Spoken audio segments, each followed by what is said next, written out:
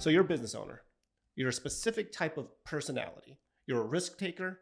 For all the like things we say about it, you're a risk taker, and you're wired a certain way to like get after it and like run a business, right? It is tough. I always jest with you. Running a business is flipping hard. It just is. Yeah. So you're wired a certain way, right? And you like want to win and you're competitive. I think if you're a business owner, you're competitive. You just naturally are. And so what do you do when that person says, why would I want to sell a loser? I don't want to sell a loser. Yeah. It's going to turn around. How do you, you've had that conversation, right? Yeah, I would say.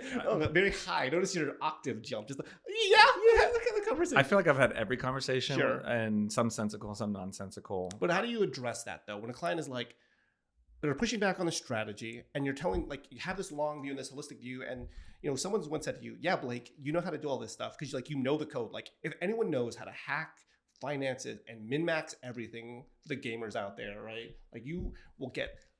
Squeeze every drop. You will get blood from a stone.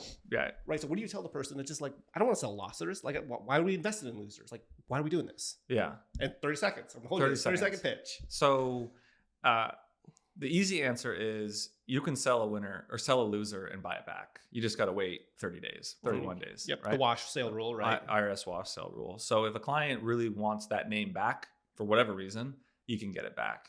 What we prefer to do is, I gave the S&P 500 analogy or example earlier. Why not own 250 of the names and leave 250 on the buy list? So buy the 250. If you have some losers in there, you can sell them, rotate immediately into some of the other names that are still available that won't trigger wash. And markets tend to have what I would call, systematic risk baked into them, where they kind of move in concert. It's based on macroeconomic data. They move together largely. Not always the case. But so you leave room to say like, I'm booking my loss, I'm weaponizing it for tax purposes, but I'm going right back into other market risk or beta so that I can participate in the bounce. So it's really important that you don't just harvest a loss and sit in cash. I would argue if you're going to do that, sit in cash and go back into the same security in 31 days to avoid wash.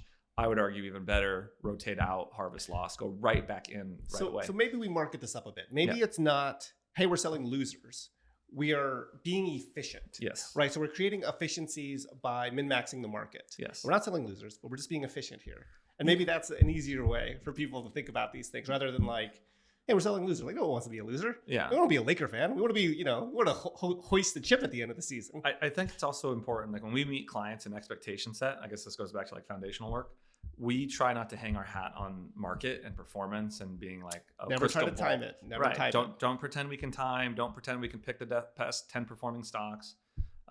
Instead, approach it from like a rules-based overlay perspective. And the S&P 500 is a rules-based overlay, as strange as it sounds.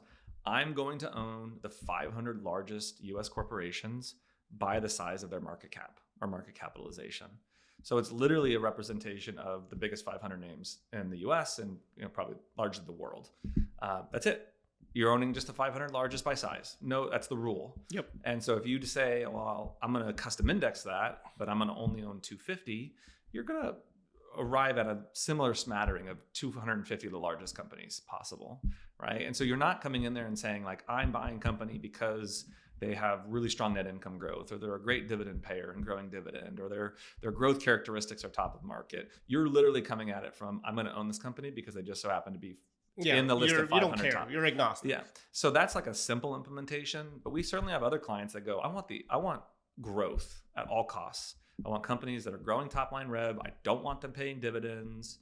And the general premise there is like, if you're a California filer, top tier tax brackets, you don't want dividends. Yep. You don't even want qualified dividends. And I'm not to say that you don't want any, but you might be more... It's a general rule, not like a stricture of hard and fast. Right. So in a taxable account, though, you might be more drawn to growthy characteristics. Take your stuff that's tax inefficient, put it in retirement accounts, 401ks, IRAs, Roths, etc.